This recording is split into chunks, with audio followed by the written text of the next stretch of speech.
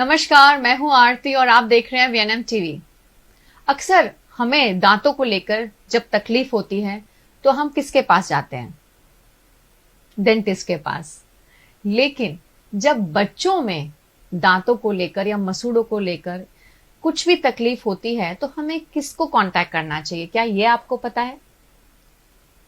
I am sure कुछ लोगों को पता होगा और कुछ लोगों को अभी भी नहीं पता है कि बच्चों में दांतों को लेकर जब तकलीफ होती है तो उनके एक स्पेशलाइज्ड डॉक्टर होते हैं जिन्हें पीडियाट्रिक डेंटिस्ट कहा जाता है। हमारे साथ स्टूडियो में मौजूद हैं डॉक्टर विनय मूलचंदानी। सर, आपका बहुत बहुत स्वागत है। Thank you ma'am, thank you. Doctor Vinay Moolchandani MDS paediatric and adolescent dentist हैं। ये पिछले कई सालों से इस क्षेत्र में काम कर रहे हैं। इन्होंने 2013 से अपने करियर की शुरुआत की। सर एसोसिएट प्रोफेसर हैं कॉलेज ऑफ डेंटल साइंस में। पीडियाट्रिक इनहेलेशन एंड एनेस्थेशिया में सर्टिफाइड हैं। इनका खुद का डेंटल क्लिनिक है जिसका नाम है टेडी टीथ और ये हमारे वडोदरा सिटी का काफी पुराना सेंटर है और ये बीपीसी रोड पर लोकेटेड है। सर, आपका बहुत बहुत शुक्रिया आज के दिन हमें ये समय देने के लिए। Thank you so much. I know, क्योंकि एज अ पेरेंट बहुत साल पहले मुझे भी शायद इस फील्ड के बारे में नहीं पता था। जब मेरे बेटे की तकलीफ शुरू हुई दांतों को लेकर तब मुझे मालूम पड़ा कि पीडियाट्रिक डेंटिस्ट भी स्पेशलाइज्ड लोग हैं, ऐसे डेंटिस्ट हैं जो बच्चों के साथ काम करते हैं। तो सर, सबसे पहला प्रश्न यही है कि बड़ों में और बच्चों में दांतों की तकलीफ को लेकर हम डेंटिस्ट को मिलते हैं लेकिन दोनों डेंटिस्ट में अंतर है, तो ये क्या डिफरेंस है, अगर आप बता सके तो। जी, थैंक यू। ये बहुत ही महत्वपूर्ण इम्पोर्टेंट सवाल है कि बच्चों में और बड़ों में क्या अंतर है उनके ट्रीटमेंट के तरीकों में और जो प्रॉब्लम्स देखी जाती है बच्चों में। जी। सबसे पहले जो हम बात करें कि अप्रोच में डिफरेंस आता है कि बच्चों की साइकोलॉजी समझना, बच्चों की जो दांतों की बनावट और उनके जबड़ों के विकास को समझना, वो बहुत ही एक एक्टिव डायनामिक फेज होता है बच्चों का। तो उसमें ट्रीटमेंट करने में एक स्पेशलाइजेशन लगता है। उनको समझना, सबसे पहले उनके डर को दूर करना, ये बहुत ही एक महत्वपूर्ण स्थिति रहती है कि उनके डर को दूर करके उनको जो सही ट्रीटमेंट है वो दिया जाए। और उनके जो तरीके होते हैं वो अलग होते हैं। जैसे एक चीज जैसे आपने मेंशन किया इंट्रोडक्शन में कि एनेस्थीसिया जो यूज होता है बच्चों में वो इसीलिए यूज होता है ताकि उनका डर, उनको जो दर्द की जो कंडीशन है उसको हम दूर कर सकें और एक पॉजिटिव वे में उनका ट्रीटमेंट हम उनको दे सकें। जी। तो अगर हम उनको ब्रीफली बोलें तो सबसे पहले साइकोलॉजी समझना, उनका बिहेवियर को समझना और उनकी बनावट और ग्रोथ को सीमित रख के उनको ट्रीटमेंट देना। ये एक महत्वपूर्ण डिफरेंस है और ये बहुत बड़ी बात है सर, क्योंकि आई थिंक जब डॉक्टर का नाम आता है तो अक्सर बच्चे बहुत डर जाते हैं। लेकिन I really want to tell you one thing कि ये जो स्पेशलाइजेशन है ये इसीलिए की जाती है ताकि बच्चों के लिए एक बहुत ही चाइल्ड फ्रेंडली एनवायरनमेंट बनाया जाए। और जिस तरह सर ने मेंशन किया कि बच्चों की शारीरिक जो नीड्स हैं उसके साथ साथ उनकी जो साइकोलॉजी है उसे भी समझकर उनकी ट्रीटमेंट करना, ये बहुत बड़ी बात है। और आई एम श्योर आपको भी इस तरह की ट्रीटमेंट की जब भी कभी फ्यूचर में जरूरत पड़ेगी तो आप ये सारे पॉइंट्स अपने ध्यान में रखेंगे।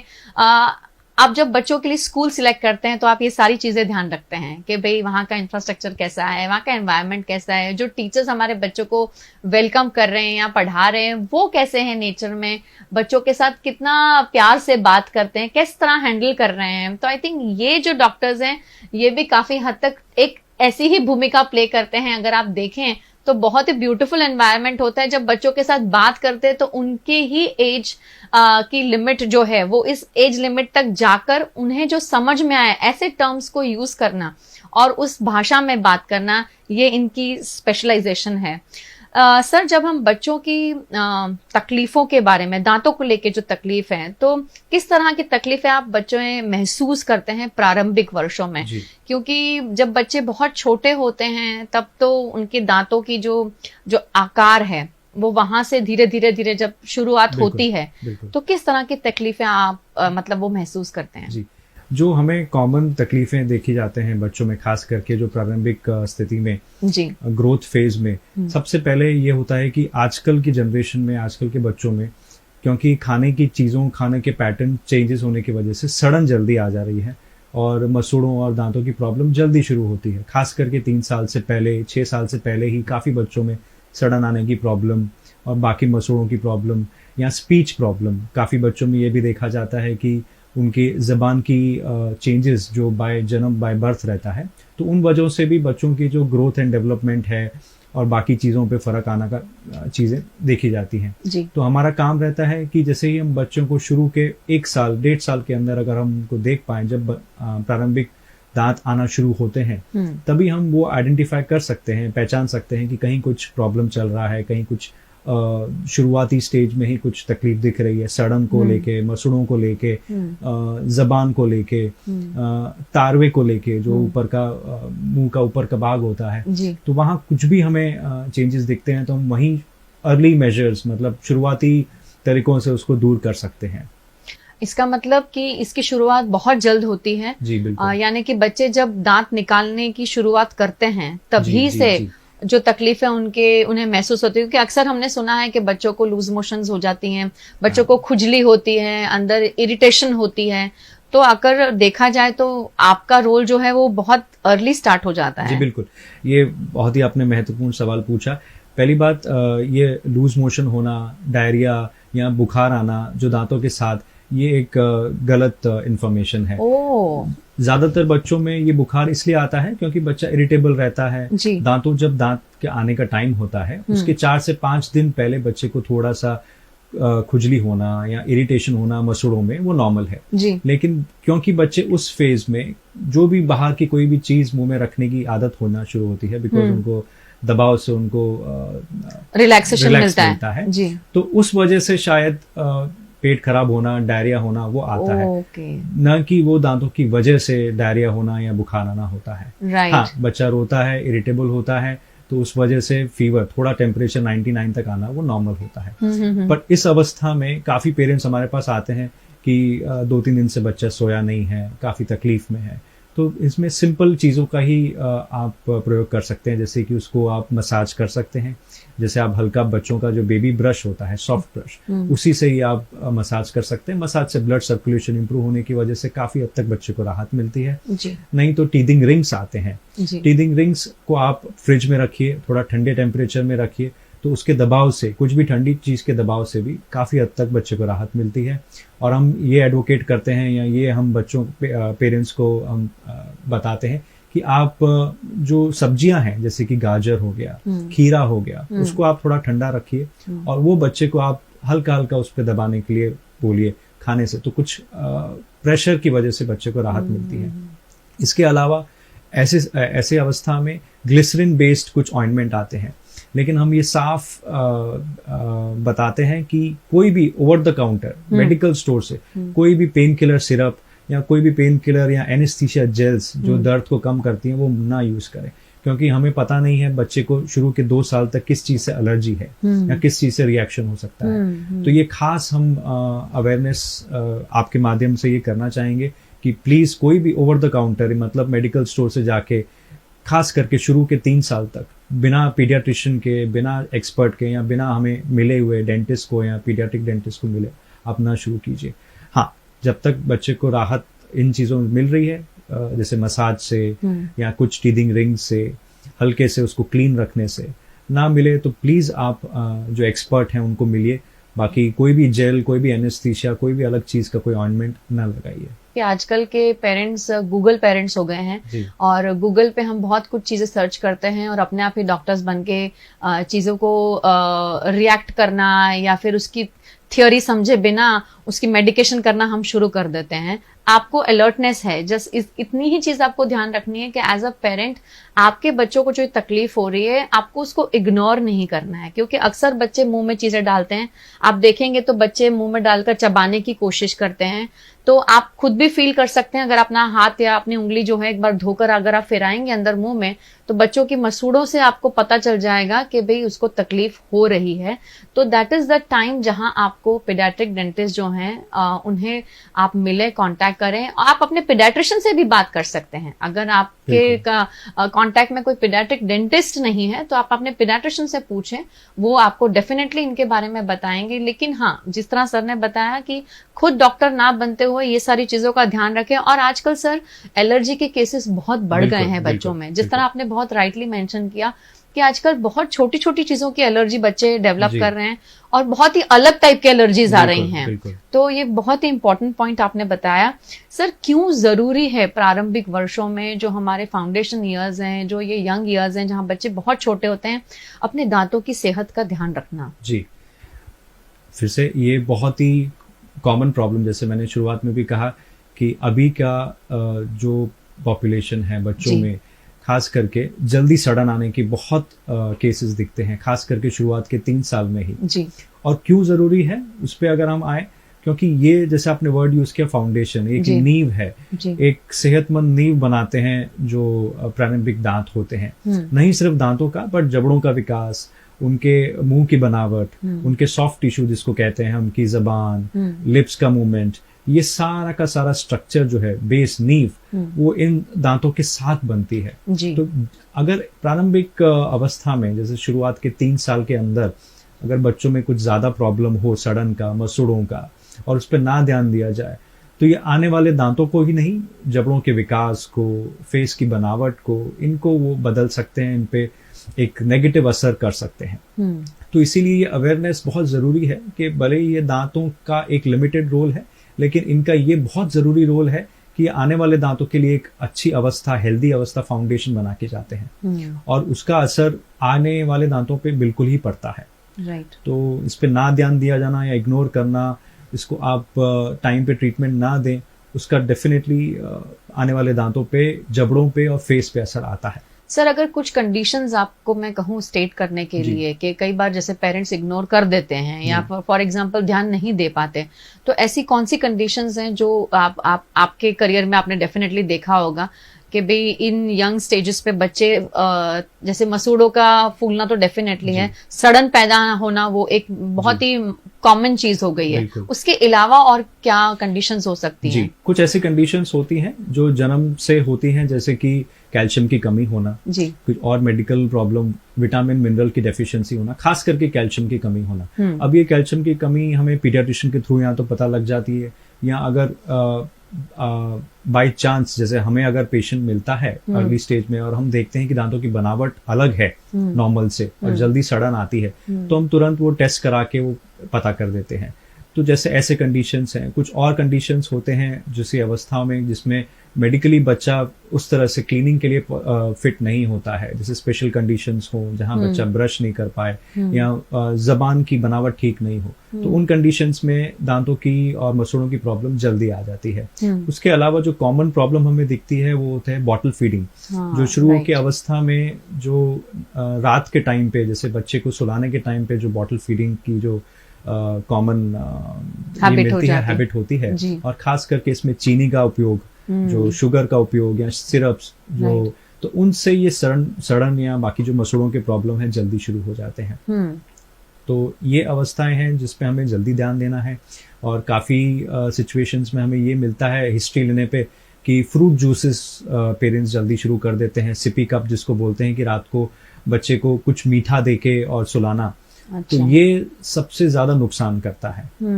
और अगर बच्चे को कुछ कैल्शियम की कमी रही हो तो जल्दी सड़न आ जाती है। कुछ और मेडिकल कंडीशन हो, कुछ मिनरल्स डेफिशिएंसीज हो, विटामिन की कमी हो, तो उनकी वजह से भी दांतों की बनावट चेंज हो जाती है।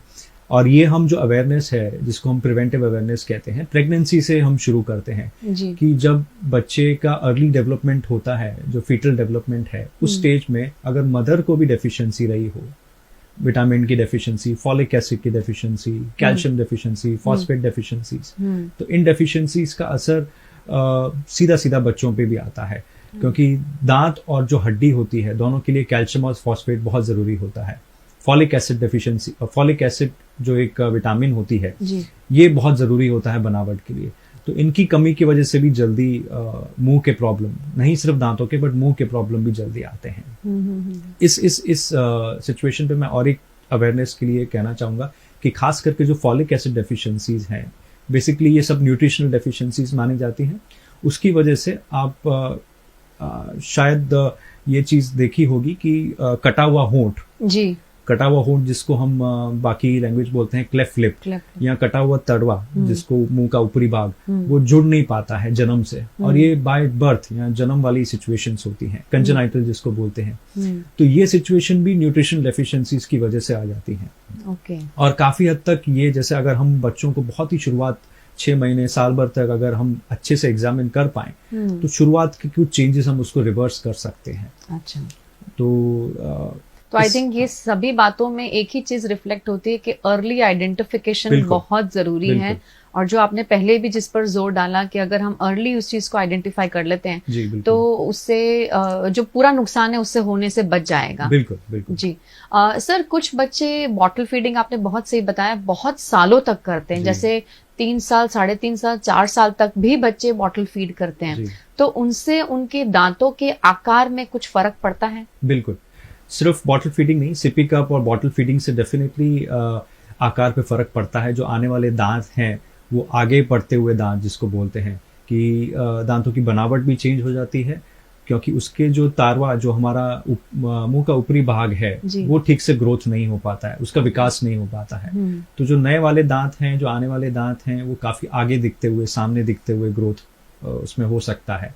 और काफी सिचुएशन में ये कॉमन प्रॉब्लम देखा जाता है कि लंबे अवस्था तक, जैसे 4-5 साल तक जिन बच्चों ने सिपी कप या बॉटल फीडिंग यूज किया हो, उसमें काफी हद तक ये चेंजेस आ जाते हैं कि सामने वाले दांत अनइवन होना, मतलब दांत टेढ़े मेढ़े होना, आगे दिखना, दांतों की बनावट चेंज होना, और मुंह की बनावट चेंज होना, काफी हद तक जबड़े का विकास पे असर आ जाता है। जी। तो ये 1.5 साल 2 साल तक फिर भी काफी हद तक एक्सेप्टेबल होता है, और उससे ज्यादा जिन बच्चों में ये प्रॉब्लम चलता है बॉटल फीडिंग का या सिपी कप देने का, तो उससे मुंह के जबड़े के विकास में फर्क पड़ता है। राइट। सर, कुछ पेरेंट्स पैसिफायर भी यूज करते हैं। बिल्कुल, वो भी उसी वजह से ही, ये सारी चीजें काफी हद तक एक एज के बाद सिर्फ बिहेवियरल कंडीशनिंग के लिए, कि बच्चे को शांत करने का, और फिर वो धीरे धीरे आदत में बदल जाता है, हैबिचुअल चीज हो जाती है। लेकिन इन बच्चों में स्पीच की बहुत इश्यूज होती हैं। बिल्कुल, ये आपने अच्छी बात कही कि बिल्कुल ये अवेयरनेस जरूरी है कि इसमें स्पीच का प्रॉब्लम, स्पीच डेवलपमेंट अफेक्ट हो जाता है, स्पीच पे हमें काफी उस पे असर आ जाता है, और बच्चों की प्रोनाउंसिएशन पे, और पेरेंट्स को लगता है कि शायद ये नॉर्मल धीरे धीरे वो सीखना शुरू हो जाएंगे, बट ये एक बार स्पीच डेवलपमेंट जो 3-4 साल तक सेट हो जाती है, उसके बाद करेक्शन आना बहुत मुश्किल है। तो ये पैसिफायर सकिंग और बॉटल फीडिंग, सिपी कप देना, इन पे स्पीच पे, दांतों की बनावट, जबड़े की बनावट पे नेगेटिव असर आता ही है। सर, बच्चों में और एडोलेसेंस में जो आपका लाइन ऑफ ट्रीटमेंट होता है, वो और बड़ों की ट्रीटमेंट में क्या डिफरेंस है? जी, बच्चों में और एडोलेसेंस में मेन है कि जैसे सबसे पहले हमें बिहेवियरल थेरेपी समझनी पड़ती है, और इस अवस्था में ये डायनेमिक अवस्था होती है, जो एक्टिव अवस्था है, जहाँ की ग्रोथ एक्टिव चल रहा है जी। तो हमें एक तो जो भी प्रॉब्लम है जल्दी पकड़ना होता है, कि प्रॉब्लम को अगर हम सेट होने दें तो फिर आगे उसका ट्रीटमेंट भी लंबा रहता है, ट्रीटमेंट काफी मुश्किल हो जाता है जी। तो सबसे पहला बच्चों और एडोलेसेंस में है कि प्रॉब्लम को टाइम पे पकड़ना और उसको रिवर्स करना, कि सिर्फ दांतों की सड़न नहीं, मसूड़ों के प्रॉब्लम भी हो सकता है।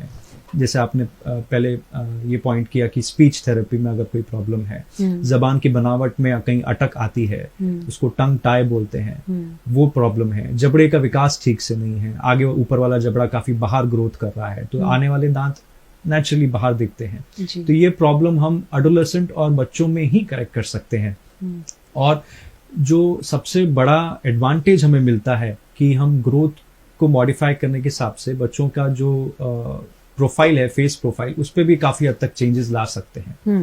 एक बार बच्चा मैच्योर हो गया तो 14, 15, 14, 15 साल के बाद दांतों को हम सीधा कर सकते हैं, बट फेस में चेंजेस नहीं ला सकते हैं। राइट। सर, अभी काफी समय से ब्रेसेस का कंसेप्ट आ गया है कि बच्चों की जो अलाइनमेंट है दांतों की, अगर वो सही नहीं है तो ब्रेसेस लगाए जाते हैं। लेकिन बहुत सारे अभिभावक चिंतित भी रहते हैं उसको लेकर, क्योंकि उन्हें लगता है कि उससे काफी प्रेशर हो सकता है, या बच्चा खुद भी थोड़ा सा ऐसा फील करता है कि मेरा दिखाव जो है पब्लिक में वो सही नहीं रहेगा। तो ये ब्रेसेस का कंसेप्ट क्या है, अगर आप हमारी ऑडियंस को बताएं। ब्रेसेस इसीलिए किए जाते हैं कि दांत जो अनइवन हो, दांत काफी बाहर आते हुए दिखे। देखिए, ब्रेसेस का 2 वजहों के लिए हम एडवोकेट करते हैं या ये चीज हम एडवाइस करते हैं। एक तो कि पेशेंट्स का खुद एक कंसर्न हो कि हमें स्माइल में प्रॉब्लम है, हमारे दांत टेढ़े मेढ़े दिखते हैं, बाहर दिखते हैं, सामने ज़्यादा दिखते हैं।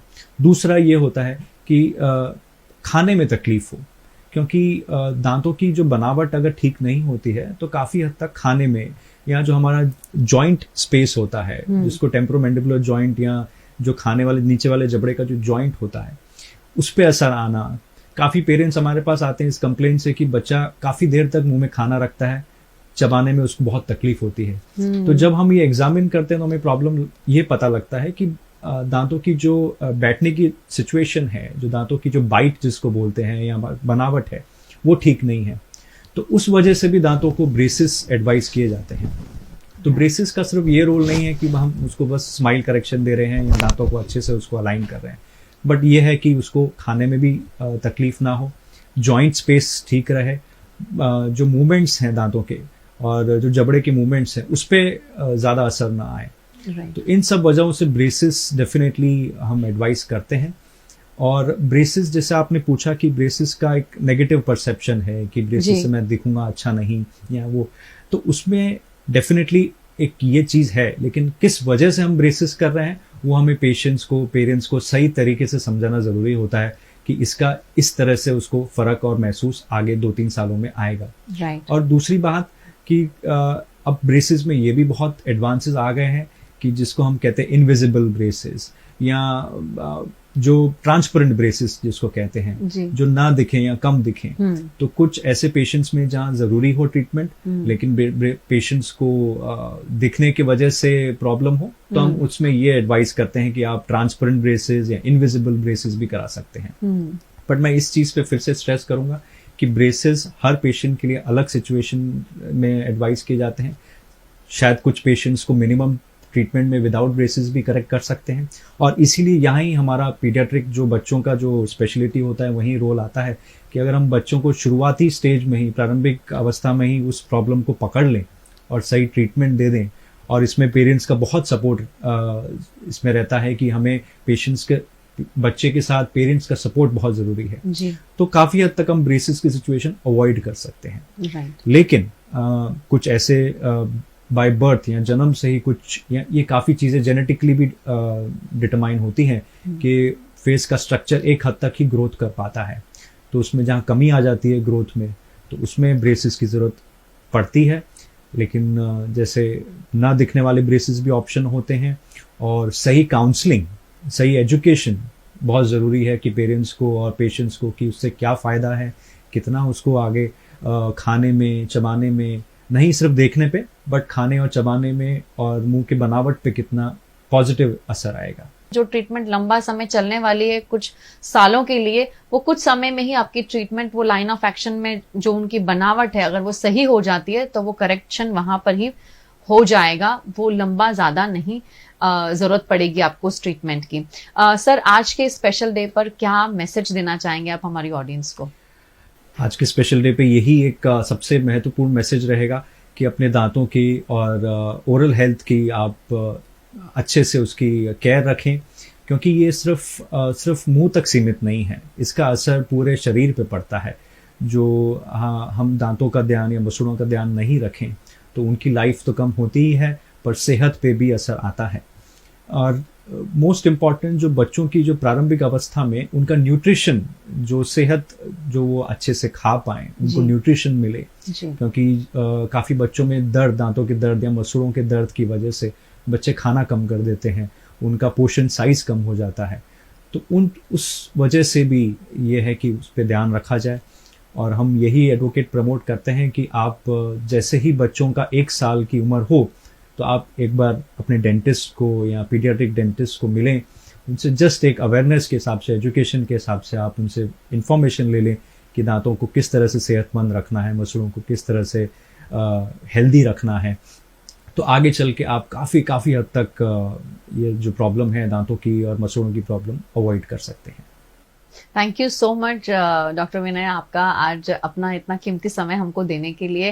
एंड आई एम श्योर जो ऑडियंस हमें देख रही है और जो पेरेंट्स स्पेशली जो ये एपिसोड वॉच कर रहे हैं, अगर आपके बच्चों को ऐसी कोई तकलीफ है तो प्लीज़ आप डॉक्टर विनय का कांटेक्ट कर सकते हैं। आप हम तक पहुंचे, हम आपको उन तक ज़रूर ले जाएंगे, या फिर आपके जो पीडियाट्रिक डेंटिस्ट हैं आप उन्हें भी कांटेक्ट करें, आपके पीडियाट्रिशियंस को कांटेक्ट करिए, वो भी आपको डेफिनेटली इसमें हेल्प करेंगे।